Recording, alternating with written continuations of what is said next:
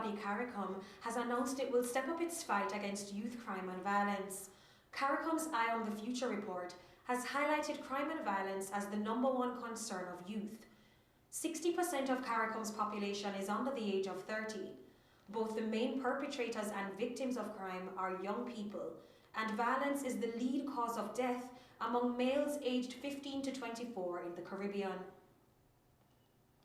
The None for Three project, aimed at preventing domestic violence, was launched in Barbados this week. EU Ambassador to Barbados and the Eastern Caribbean, Mikhail Barford, said although policy and legislative reform is ongoing, domestic violence is widely recognized as a persistent challenge. Barford stated that on average, more than 1 in 3 women and girls in the Caribbean will experience either physical or sexual abuse or both in their lifetime. The United States has accused Jamaica's judiciary of having a poor success record in prosecuting corruption cases against high-level law enforcement and government officials. The findings were revealed in the recently released International Narcotics Control Strategy report.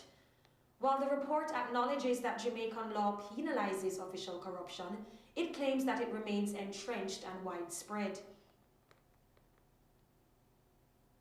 A co-founder of the lobby initiative Vote Jamaica has blamed the political parties for the high level of apathy among voters in the recent Jamaican elections. Marlon Campbell says the recent low voter turnout, which saw just above 47% of voters casting a ballot, is worrying. He says the poor turnout is the result of a loss of interest in voting and people losing hope that the political parties will do what they promise. The Dominican government has reinstated the process of issuing visas to Haitian nationals visiting the island. Minister Rayburn Blackmore announced the decision, which will introduce new application rules and guidelines. Among these new regulations is a cap of no more than 25 visas to be issued per month, with 1 application allowed per applicant. The government hopes to achieve a reduction in processing time and eliminate any unscrupulous use of the program. The US government is set to announce further measures to ease travel and trade restrictions on Cuba ahead of President Obama's historic visit to the island later this month.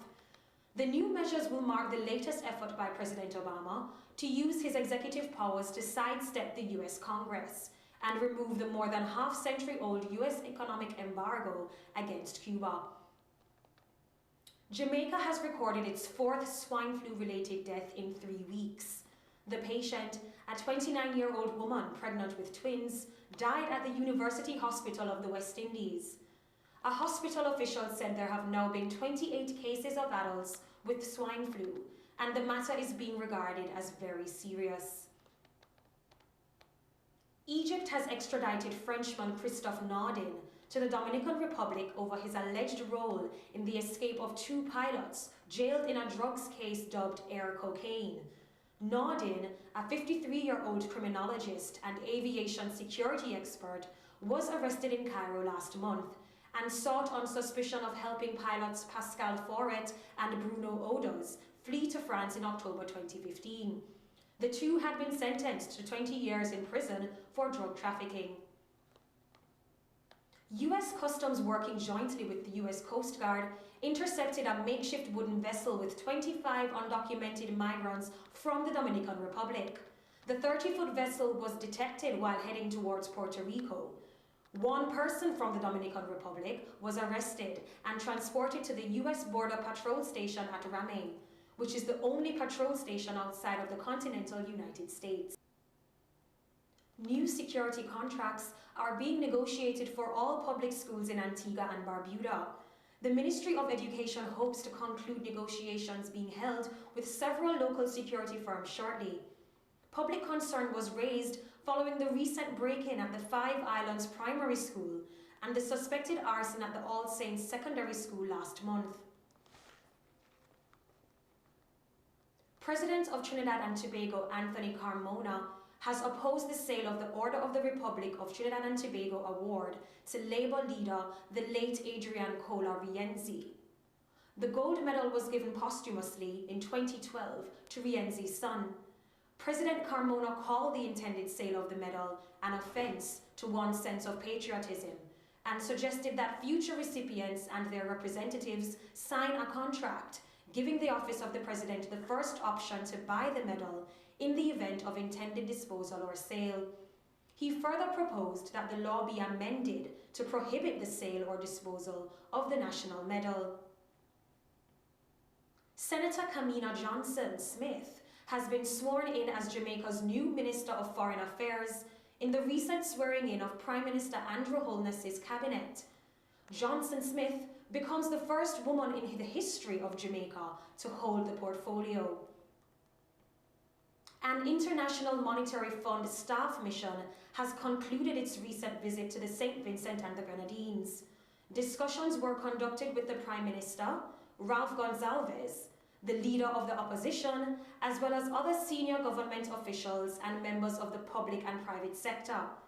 The mission team has said they benefited from excellent cooperation during the visit and were grateful for the hospitality of the government officials. Jamaican Paul Smith is the first black Canadian to command a Royal Canadian Navy ship in the 105-year history of the Royal Canadian Navy. The Navy chose Smith, 48, to be a commander in January 2010, but it wasn't until July 2014 when he was appointed his first ship, the coastal defense vessel HMCS Kingston. Grenada-based Betty Travel and Honduran airline Easy Sky have formed a new partnership to offer flights and tours to Cuba from Grenada, Honduras and St. Lucia. The new partnership, called Betty Easy Sky, will operate a fleet of 737 planes with the capacity for 120 passengers. The U.S. Department of Transportation will decide later this year which U.S. airlines and routes will serve Cuba after the restoration of scheduled air services between the two countries.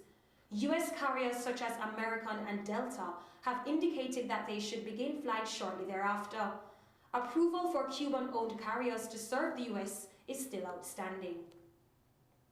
The Aruba Tourism Authority has reported a 14.3% increase in total stayover arrivals in 2015. The growth included an increase in arrivals from the U.S. market and an increase in arrivals from Canada, as well as notable increases from Venezuela, the United Kingdom, Argentina, Germany, and Italy. Jamaican-born model Alexia Palmer is suing presidential candidate Donald Trump's modeling agency for $250,000. Palmer is accusing Trump model management of breach of contract, racketeering, mail fraud, and violating wage laws for immigrants. The lawsuit was originally filed in October 2014, and a judge in the U.S. District Court has until the end of the month to decide on a pending motion by Trump's agency to dismiss the case. The 19th annual Bermuda International Film Festival is currently underway.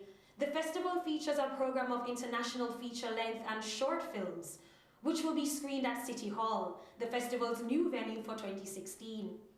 The festival will also hold a discussion on a number of educational topics, including tutorials on film production, available school programs, guidelines on submitting films to festivals, as well as tips to promote films within Bermuda.